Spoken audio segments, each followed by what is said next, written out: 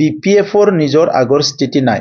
BPFৰ হাগ্ৰামা মহিলাৰ ডাঙৰীয়াৰ left and right যিসকলে সিদ্ধান্ত লোৱাত সহায় কৰিছিল, নীতি নিৰ্ধাৰণত সহায় কৰিছিল, নেতৃত্বত সকলো দিশৰ পৰা সহায় কৰিছিল।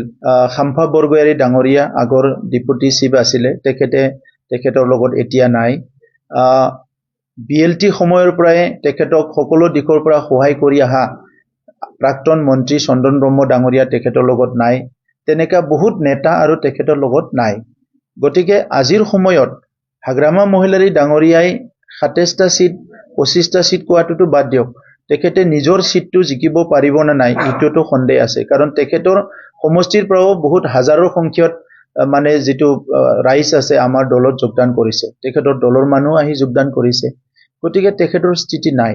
বাকী যিটো দলৰ নাম লৈছে, যিটো আমাৰ প্ৰাক্তন MP ডাঙৰীয়াৰ নেতৃত্ব দিয়া, এই দলটোৰ এতিয়া কোনো স্থিতি নাই। ইয়াৰ পুৰা কমৰ ভাঙি গ'ল। তেখেতসকলে এটা দুটা কথা লৈ কৰিব পাৰে, কাৰণ তেখেতসকলে স্ববিৰোধী স্থিতিত গুচি গ'ল, নিজে স্ববিৰোধী স্থিতিত গুচি গ'ল। নিজে মানে এটা ভাল জাগাত আছে বুলি নাই, তেখেতে স্ববিৰোধী স্থিতিত গুচি গ'ল।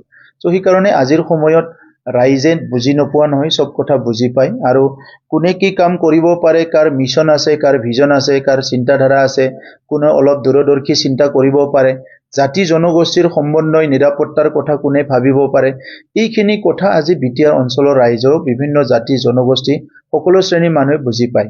তো এইকাৰণে BPF আৰু যিটো GSPৰ একতা হোৱা, এইটো আজিৰ তাৰিখত যদি তেখেতসকলে আগৰ ইলেকশ্যনত হ'লেহেঁতেন এইটো বেলেগ কথা আছিল, বা তাৰ আগৰ ইলেকশ্যনত হ'লে বেলেগ কথা আছিলে। কিন্তু আহি থকা ইলেকশ্যনত অলৰেডি দুইটাও দলৰ মানে অৱস্থাটো খুব ভাল নহয়।